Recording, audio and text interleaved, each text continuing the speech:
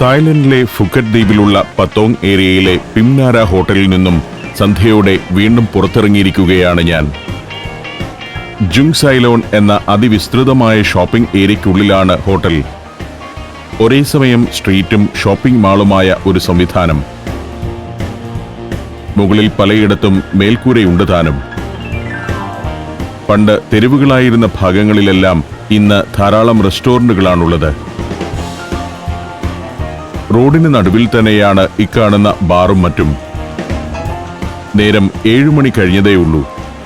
തെരുവോരത്തെ കസേരകളിലെല്ലാം ആളുകൾ നിരന്നു കഴിഞ്ഞു. ഞാൻ താമസിക്കുന്ന പിംനാര ഹോട്ടൽ ഇതിനകത്തു തന്നെയുള്ള ഒരു കെട്ടിടത്തിലാണ്. പത്തോങ്ങിന്റെ രാത്രി ജീവിതം കാണാനാണ് എന്റെ നടത്തം. നമ്മുടെ നാട്ടിലേതുപോലെ പാതയോരത്ത് ചില മണ്ഡപങ്ങൾ ഇവിടെയുമുണ്ട്. ഹൈന്ദവ വിശ്വാസം ഇവിടെ എത്ര പ്രബലമാണെന്ന് വഴിയോരത്ത് സ്ഥാപിച്ചിരിക്കുന്ന ഈ പ്രതിമയിൽ നിന്നും മനസ്സിലാക്കാം. ഇന്ത്യയിലെ ഹൈന്ദവ വിശ്വാസമനുസരിച്ചുള്ള ബ്രഹ്മാവിന്റെ തായ് രൂപമാണിത്. തായ്ലൻഡിൽ ഈ ദേവൻ ഫ്രാ ഫ്രോം എന്നറിയപ്പെടുന്നു. തായ്ലൻഡിലെ ചൈനീസ് വംശജരും ഫ്രാ ഫ്രോമിനെ ആരാധിക്കുന്നുണ്ടെന്നതാണ് കൗതുകകരമായ കാര്യം. പൂക്കളും ചന്ദനത്തിരിയും കരിക്കിൻ വെള്ളവും സമർപ്പിച്ചാണ് തായ്ലൻഡിലെ ഹിന്ദുക്കൾ ഈ ദൈവത്തെ ആരാധിക്കുന്നത്. ജുങ് സൈലോൺ മാളിന് സമീപത്തു തന്നെയാണ് പ്രതിമ. ഹൈന്ദവ വിശ്വാസം വളരെ ആഴത്തിൽ വേരോടിയിട്ടുള്ള ഒരു നാടാണ് തായ്ലൻഡ്. ഇവരുടെ പാരമ്പര്യവും ഹൈന്ദവതയിൽ അധിഷ്ഠിതമാണ്. എന്നാൽ ബുദ്ധമതമാണ് തായ്ലൻഡിൽ ഇന്ന് ഏറ്റവും പ്രബലം. പത്തോങ്ങിന്റെ നൈറ്റ് ലൈഫുള്ള പ്രധാന തെരുവുകളിലേക്കാണ് പോകുന്നത്. എവിടെയും കാണുന്നത് ജുങ് സൈലോൺ മാളിന്റെ ഭാഗങ്ങളാണ്. അതിന്റെ തിണ്ണയിലും വഴിയോരത്തുമെല്ലാം ആളുകളിരിക്കുന്നു. പകൽ കണ്ട ഭാവമേയല്ല ഇപ്പോൾ പത്തോങ്ങിന്റെ തെരുവുകൾക്ക്. വൈദ്യുതി വിളക്കുകളുടെ വർണ്ണപ്രഭയിൽ മുങ്ങി നിൽക്കുകയാണ് തെരുവിന്റെ ഓരോ കോണും. വെയിൽ മാഞ്ഞ് നേരം ഇരുട്ടിക്കഴിയുമ്പോഴാണ് പത്തോങ്ങിന്റെ തെരുവുകളിൽ ജീവിതം ഉണരുന്നതെന്ന് പറയാം. ഈ തെരുവുകളെക്കുറിച്ച് അധികമൊന്നും ഞാൻ പ്രേക്ഷകരോട് പറയേണ്ടതില്ലെന്ന് തോന്നിപ്പോകുന്നു. ഈ കാഴ്ചകളിൽ തന്നെയുണ്ട് ആ കഥകൾ. തായ്ലൻഡിലേക്ക് ഒഴുകിയെത്തുന്ന ടൂറിസ്റ്റുകളുടെ എണ്ണം, അവർക്കുള്ള സൗകര്യങ്ങൾ എന്നിവയെല്ലാം ഈ ദൃശ്യങ്ങൾ തന്നെ വെളിവാക്കുന്നുണ്ട്. തെരുവിൽ ഒരു ഭാഗത്ത് ബൈക്കുകൾ നിരത്തി പാർക്ക് ചെയ്തിരിക്കുന്നു. 100 കണക്കിന് ബൈക്കുകൾ. ഇതെല്ലാം ടൂറിസ്റ്റുകൾക്ക് വാടകയ്ക്ക് നൽകാനുള്ളതാണ്. അതായത് തായ്ലൻഡിൽ ടൂറിസ്റ്റായി എത്തുന്ന ഒരാൾ എവിടെ പോകുന്നതിനും ടാക്സി വിളിച്ചുകൊള്ളണമെന്നില്ല. നിസ്സാര തുക കൊണ്ട് ഈ നാട്ടിൽ ചുറ്റിയടിക്കാം. ഇത്തരമൊരു ബൈക്ക് വാടകയ്ക്കെടുത്താൽ മതി. അതുമായി ഏതു വഴിയെ വേണമെങ്കിലും പോകാം. തായ്ലൻഡ് സഞ്ചാരിക്ക് നൽകുന്ന സൗകര്യങ്ങൾ ഇതെല്ലാമാണ്. ടൂറിസം എന്ന് പറഞ്ഞ് വരുന്നവരെയെല്ലാം ചൂഷണം ചെയ്യുകയല്ല. വലിയ വിലയില്ലാത്ത വസ്തുക്കളുടെ വിൽപ്പനയാണ് ഈ ഭാഗത്ത്. ഇന്ത്യൻ പെൺകുട്ടികളുടെ ഒരു സംഘം ഇവിടെ തൊപ്പിക്കടയിലുണ്ട്. പക്ഷേ തൊപ്പിവെച്ച് ഒരു ഫോട്ടോ എടുക്കുന്നതല്ലാതെ അതവർ വാങ്ങുന്നില്ല. ബാഗുകളാണ് മറ്റൊരു ഉൽപ്പന്നം. വീണ്ടും നടക്കുമ്പോൾ കുറെ കൂടി സജീവമായ തെരുവുകളിലേക്ക് എത്തുന്നു. ബംഗ്ലാ സ്ട്രീറ്റാണിത്. രാത്രിയിൽ വാഹനങ്ങൾക്ക് നിരോധനമുള്ള തെരുവാണ് ബംഗ്ലാ സ്ട്രീറ്റ്. ഇവിടെ കഴിഞ്ഞ ദിവസം കണ്ടതുപോലെ തന്നെ അർദ്ധനഗ്നരും അതീവ സൗന്ദര്യമുള്ളവരുമായ ഏതാനും സുന്ദരിമാരുണ്ട്. ഇവർ സ്ത്രീകളല്ല എന്നറിയുക. തായ്ലൻഡിൽ ഏറെ സാമൂഹ്യ പരിഗണനയുള്ള ലേഡി ബോയ്സ് ആണ്. കൂടെ നിന്ന് ഫോട്ടോ എടുക്കുന്നവരിൽ നിന്ന് 10ഉം 20ഉം ബാത്ത് ഇവർ ഈടാക്കും. ബംഗ്ലാ സ്ട്രീറ്റിന്റെ വൈവിധ്യമാർന്ന കാഴ്ചകളിലൂടെ നടത്തം തുടർന്നു. തെരുവ് പൂർണ്ണമായും സജീവമായെന്ന് പറയാനാവില്ല. എങ്കിലും ജനം ഏറെക്കുറെ നിറഞ്ഞു കഴിഞ്ഞു. പലവിധ കച്ചവടക്കാർ തെരുവിലിറങ്ങിയിരിക്കുന്നു. ഹോട്ടലിലേക്കും ബാറിലേക്കും വ്യാപാര സ്ഥാപനങ്ങളിലേക്കും ആളുകളെ വിളിച്ചു കയറ്റാൻ നിൽക്കുന്നവർ. ഓരോ കമ്പനികളുടെ പ്രതിനിധികളായി പ്രത്യേക ടീഷർട്ട് അണിഞ്ഞ ആളുകൾ. നാളെ നടക്കുന്ന ടൂർ പ്രോഗ്രാമിലേക്ക് സഞ്ചാരികളെ ക്യാൻവാസ് ചെയ്യാൻ നടക്കുന്നവർ.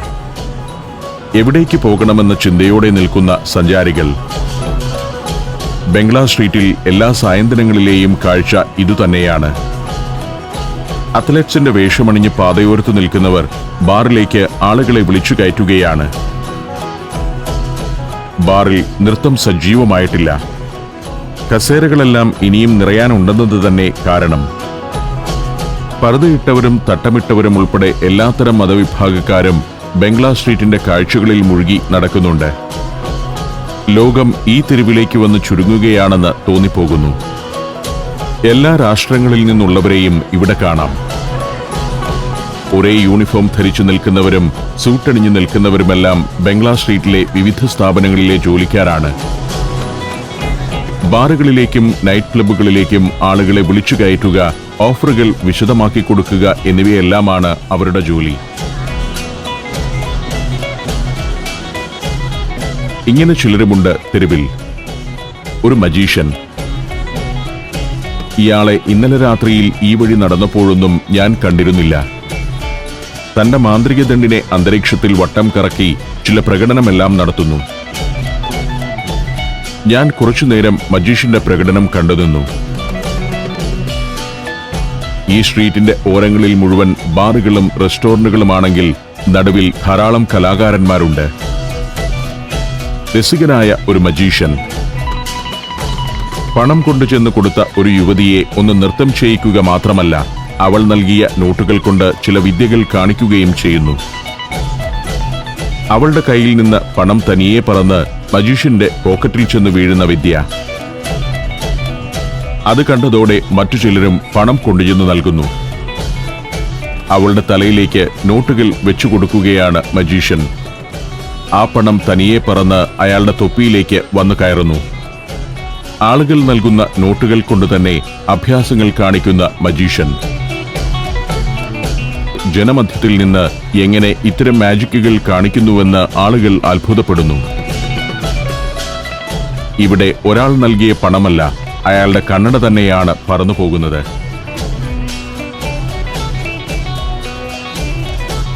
അയാൾ നൽകിയ നോട്ട് മടക്കി വലിച്ചു കീറി ഒരു തുളയുണ്ടാക്കി മജീഷ്യൻ. പക്ഷേ നിവർത്തി കഴിഞ്ഞപ്പോൾ നോട്ടിൽ തുളയില്ല. കാണികളെ കൂടി പങ്കാളികളാക്കിക്കൊണ്ടുള്ള മാജിക്കാണ് തെരുവു മജീഷ്യന്മാർ എപ്പോഴും കാണിക്കുക. അതുകൊണ്ട് തന്നെ സ്റ്റേജ് മാജിക്കിനേക്കാൾ വെല്ലുവിളി നിറഞ്ഞതും കുറെ കൂടി വൈദഗ്ധ്യം ആവശ്യമുള്ളതുമായ പരിപാടിയാണിത്. ഒരാൾ വന്ന് ഒരു ബ്രോഷർ താഴേക്കിടുന്നു. അതുകൊണ്ട് എന്തെങ്കിലും ഒരു മാജിക് കാണിക്കണമെന്നാണ് ആവശ്യം. മജീഷ്യൻ ബ്രോഷറിനെ ഒന്ന് വട്ടം കറക്കി വിട്ടു. അതയാളുടെ കൈകൾക്കിടയിൽ മാത്രം കിടന്ന് കറങ്ങുകയാണ്.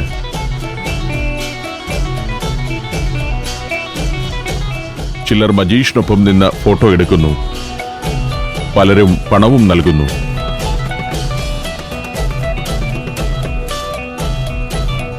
ഈ മജീഷിന് ഇന്ന് നല്ല വരുമാനം ലഭിച്ചിട്ടുണ്ട്. പണപ്പെട്ടി നോട്ടുകളാൽ നിറഞ്ഞിരിക്കുന്നു. മജീഷിനെ വിട്ട് ഞാൻ മുന്നോട്ട് നടന്നു. വർണ്ണപ്രഭ ചൊരിയുന്ന ദീപങ്ങളും കാതടപ്പിക്കുന്ന ശബ്ദകോലാഹലങ്ങളുമെല്ലാം ചേർന്ന് ഒരു മായിക ലോകത്തെത്തിയ അനുഭവമാണ് ബംഗ്ലാ സ്ട്രീറ്റ് സമ്മാനിക്കുന്നത്. എന്താണ് ഇവിടേക്ക് ഇത്രയേറെ ആളുകളെ ആകർഷിക്കുന്നത് എന്ന ചോദ്യത്തിനുത്തരം ഈ ദൃശ്യങ്ങളിൽ തന്നെയുണ്ട്. ജനങ്ങളിങ്ങനെ ഒഴുകുന്നിടത്തുണ്ടാവുന്ന ഒരാഹ്ലാദം, ഒരു ഉണർവ്, ഒരു ഊർജം, അതെല്ലാം ഇവിടെയും പ്രസരിക്കുന്നുണ്ട്. കുറച്ചുകൂടി മുന്നോട്ട് ചെല്ലുമ്പോൾ ഒരു സംഘം കലാകാരന്മാരെ കണ്ടുമുട്ടുന്നു.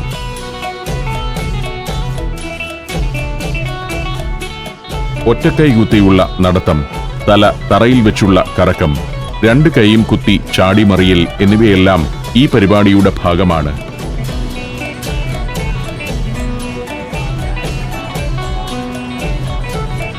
യൂറോപ്പിൽ സംഗീതത്തിന്റെ പശ്ചാത്തലത്തിലാണ് ഇത് ചെയ്യാറുള്ളതെങ്കിൽ ഇവിടെ സംഗീതം വലിയ തോതിൽ കേൾക്കുന്നില്ല. ശരിക്കും ബ്രേക്ക് ഡാൻസിന്റെ ഭാഗമായ പരിപാടിയാണിത്. ഫ്ലെയർ എന്ന് പൊതുവെ അറിയപ്പെടുന്നു. 4-5 ചെറുപ്പക്കാരുടെ സംഘമാണ് പരിപാടി അവതരിപ്പിക്കുന്നത്. ഏറെ കായികക്ഷമത ആവശ്യമുള്ള കലാപരിപാടി. അക്രോബാറ്റിക് മൂവുകളാണ് ഫ്ലെയറിനെ ഏറ്റവും ആകർഷകമാക്കുന്നത്. ഒരാളുടെ ഊഴം കഴിയുമ്പോൾ മറ്റൊരു ചെറുപ്പക്കാരനെത്തുന്നു.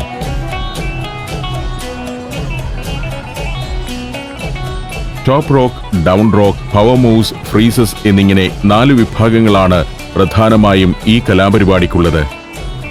പ്ലെയർ ഏറ്റവും നന്നായി അവതരിപ്പിക്കുന്നയാൾ ഏറ്റവും നല്ലൊരു ബ്രേക്ക് ഡാൻസറാവും. മൈക്കിൾ ജാക്സനെ പോലുള്ള പ്രമുഖർ ലക്ഷക്കണക്കായ കാണികളുടെ മുന്നിൽ അവതരിപ്പിച്ചതും ഇത്തരം ബ്രേക്കിങ്ങുകളുടെ വകഭേദങ്ങളാണ്. ഒരാളുടെ അഭ്യാസ പ്രകടനം കഴിഞ്ഞപ്പോഴേക്കും അത് കണ്ടുനിന്ന മദാമ ഓടിയെത്തി അയാളെ നേരിട്ട് അഭിനന്ദിക്കുന്നു. പാശ്ചാത്യർക്ക് അങ്ങനെ ഒരു ഗുണമുണ്ട്.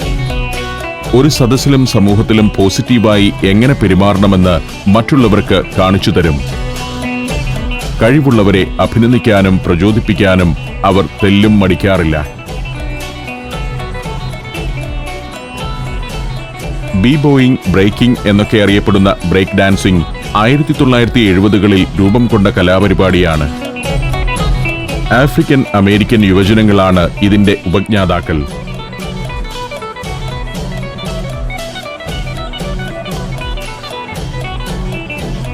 ഫ്ലെയർ പ്രകടനം കണ്ടു നിന്നാൽ പോരല്ലോ, ഞാൻ നടത്തം തുടർന്നു. ഓരോ നിമിഷവും ചെല്ലുംതോറും തെരുവ് നിറയുകയാണ്. രാവിന് കനമേറുന്നതനുസരിച്ച് ഈ തിരക്ക് കൂടിക്കൊണ്ടിരിക്കും. പകൽ മുഴുവൻ മുറിയിൽ കിടന്നുറങ്ങുന്നവരോ ബീച്ചുകളിൽ ചെലവഴിക്കുന്നവരോ ആയിരിക്കാം ഇവരെല്ലാം. രാത്രിയിൽ ഒരു ഉത്സവപ്പറമ്പിലേക്കെന്ന പോലെ അവർ ഇവിടേക്കിറങ്ങുന്നു. Malaysia, Thailand, Tanzania, China.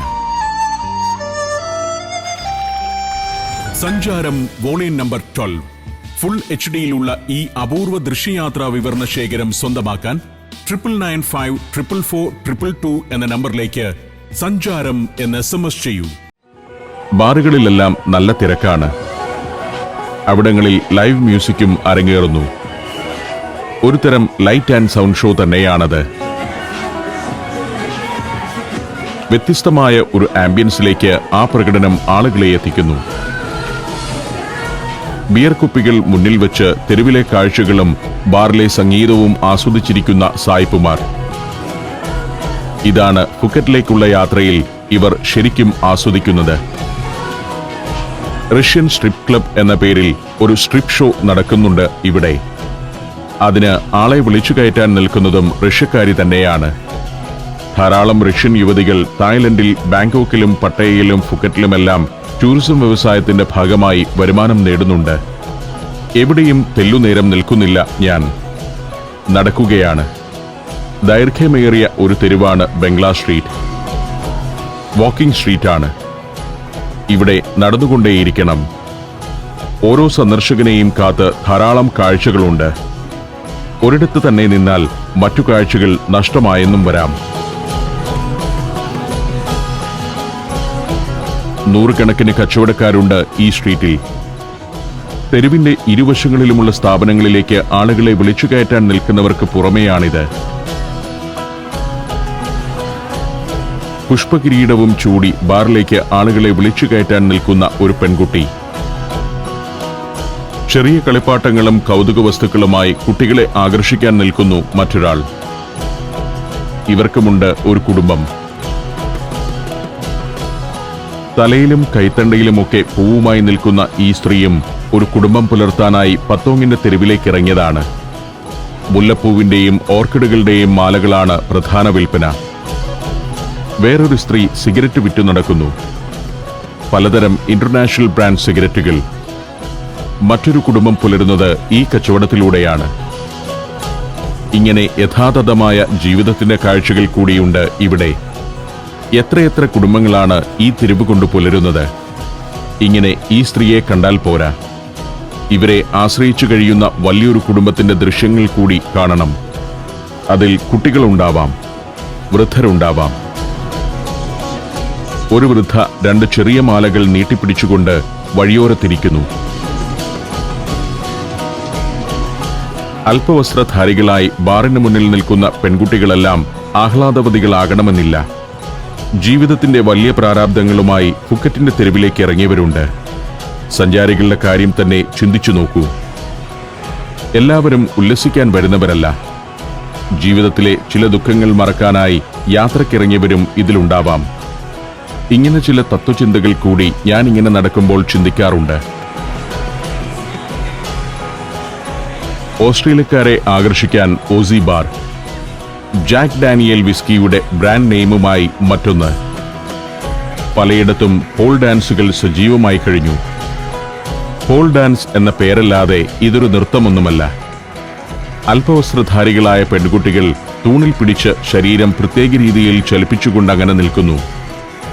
താഴെയിരുന്ന് മദ്യപിക്കുന്നവർ നൽകുന്ന ടിപ്പാണ് നൃത്തക്കാരികളുടെ പ്രധാന വരുമാനം. ഹോട്ടലുകളിലേക്ക് ആളുകളെ വിളിച്ചു കയറ്റാനും ധാരാളം ആളുകൾ തെരുവിലുണ്ട്. ബാറുകളിലേക്ക് ആളുകളെ ക്യാൻവാസ് ചെയ്യുന്നവരുണ്ട്. ഓരോ കാർഡും പിടിച്ചു നടക്കുന്ന ഇവരെല്ലാം തങ്ങളുടെ കുടുംബം പുലർത്തുന്നത് ഇവിടെയെത്തുന്ന സഞ്ചാരികൾക്ക് സാധനങ്ങളോ സേവനങ്ങളോ വിറ്റിട്ടാണ്. വേറെ ചിലയിടത്ത് സംഗീതം ഉച്ചസ്ഥായിയിലെത്തിയിരിക്കുന്നു. ഒരു സംഘഗാനം. രാത്രി 8 മണിയോടെയാണ് ബംഗ്ലാ സ്ട്രീറ്റ് സജീവമാവുക. പിന്നെ ഒരു 6 മണിക്കൂർ നേരം അതിഗംഭീരമായ ഉത്സവം തന്നെയായിരിക്കും ഇവിടെ.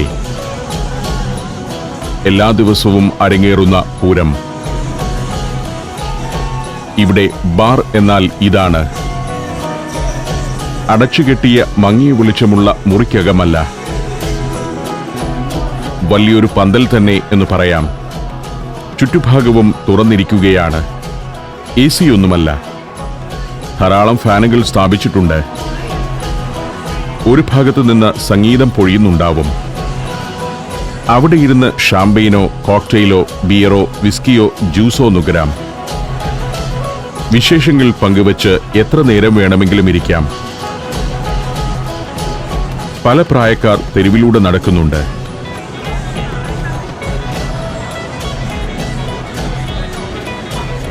ടാറ്റൂയിങ് ഇപ്പോൾ എല്ലാ നാടുകളിലും വലിയൊരു ഹരമായി പടരുകയാണ്. ധാരാളം ടാറ്റൂയിങ് കേന്ദ്രങ്ങളും ഇവിടെ പ്രവർത്തിക്കുന്നുണ്ട്. ഒരിടത്ത് യഥാർത്ഥ പോൾ ഡാൻസ് നടക്കുന്നു. തൂണിൽ പിടിച്ചുനിന്ന് വെറുതെ ശരീരം കുലുക്കുകയല്ലാതെ ഇങ്ങനെ ചില അഭ്യാസ പ്രകടനങ്ങൾ കൂടി നടത്തുന്ന പോൾ ഡാൻസുകാരുണ്ട്.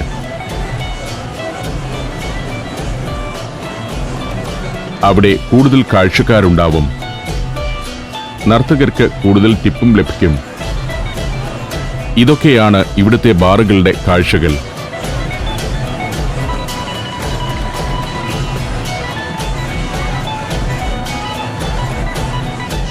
ഈ തെരുവിന്റെ വലിയൊരു ഭാഗം മുഴുവൻ ഇതാണ് കാഴ്ച. ലൈറ്റപ്പ് ചെയ്തിട്ടിരിക്കുന്ന ബാറുകൾ, ഗോഗോ ബാറുകളാണിവ. മദ്യവിൽപ്പനയോടൊപ്പം അർദ്ധനഗ്നരായ പെൺകുട്ടികളുടെ നൃത്തവും അരങ്ങേറുന്ന ഇടങ്ങളാണ് പൊതുവെ ഗോഗോ ബാറുകൾ എന്നറിയപ്പെടുന്നത്. 1960കളിൽ ന്യൂയോർക്ക് സിറ്റിയിലാണ് ഗോഗോ ബാറുകൾ ഉദയം കൊണ്ടത്. നർത്തകരായ പെൺകുട്ടികളെ ഉപയോഗിച്ച് ബാറിലേക്ക് കൂടുതൽ ആളുകളെ ആകർഷിക്കുക എന്നതായിരുന്നു ഗോഗോ ബാറുകൾ തുടങ്ങിയ കാലത്തെ ആശയം. ഫുക്കറ്റ് പോലുള്ള ടൂറിസം സെന്ററുകളിലെല്ലാം അതിപ്പോഴും അങ്ങനെ തന്നെ തുടരുന്നു. പകൽ സമയത്ത് വലിയ ആൾത്തിരക്കൊന്നുമില്ലാതെ കിടന്ന തെരുവുകളാണ്. രാത്രിയായതോടെ അതിന്റെ ഭാവം ആകെ മാറിയിരിക്കുന്നു. ഇനി നാളെ പകൽ നേരത്ത് ഇതുവഴി നടന്നാൽ രാത്രിയിൽ പ്രകാശത്തിൽ കുളിച്ചുനിന്ന ജനം നിറഞ്ഞു നീങ്ങിയിരുന്ന, നർത്തകർ നിറഞ്ഞാടിയിരുന്ന പ്രദേശം ഇതുതന്നെയായിരുന്നോ എന്ന് സംശയിച്ചു പോകും. ആളുകൾ ഇത്തരം ബാറുകളിൽ ഇരുന്ന് ഭക്ഷണം കഴിക്കുന്നത് ഞാൻ കണ്ടിട്ടില്ല. ബിയറും ചെറിയ സ്നാക്സുമാണ് എല്ലാവരുടെയും മുന്നിൽ. ഹാർഡ് ലിക്കർ പോലും അധികം ആളുകൾ ഉപയോഗിക്കുന്നില്ല. ഇപ്പോഴും കസേരകൾ ഒഴിഞ്ഞുകിടക്കുന്ന ബാറുകളുണ്ട്. 12 മണിയാവണം ഈ സീറ്റുകളെല്ലാം നിറയണമെങ്കിൽ. ഓരോ ദിവസവും ലക്ഷക്കണക്കിന് രൂപയ്ക്ക് തുല്യമായ ബാത്തിന്റെ കച്ചവടം നടക്കുന്ന ബാറുകളാണ് ഇവയോരോന്നും. ചിലയിടത്തെത്തുമ്പോൾ തെരുവിന്റെ ഇരുവശത്തും ഇത്തരം ബാറുകളാണ്. തായ്ലൻഡിലെ ഇത്തരം നൈറ്റ് വാക്കിംഗ് സ്ട്രീറ്റുകളിലെ ജീവിതം എന്താണെന്ന് പ്രേക്ഷകർക്ക് മനസ്സിലാക്കി തരുന്നതിനാണ് ഞാൻ ഈ ദൃശ്യങ്ങളെല്ലാം ഇത്ര വിശദമായി പകർത്തുന്നത്. എല്ലാവരും ഇവിടേക്ക് പോകണമെന്ന് ഞാൻ നിർദ്ദേശിക്കില്ല. പക്ഷേ സഞ്ചാരത്തിലൂടെ ഇതൊക്കെ അറിഞ്ഞിരിക്കണം. ഇവിടെയുമുണ്ട് ഏതാനും ലേഡി ബോയ്സ്. കുട്ടികളും മറ്റും അവരുടെ കൂടെ നിന്ന് ഫോട്ടോ എടുക്കുന്നു. അതീവ സുന്ദരിയായ ഒരു യുവതിയാണെന്നേ കണ്ടാൽ തോന്നൂ. പക്ഷേ പുരുഷനാണ്. നടന്ന് നടന്ന് ഞാൻ മടുത്തിരിക്കുന്നു.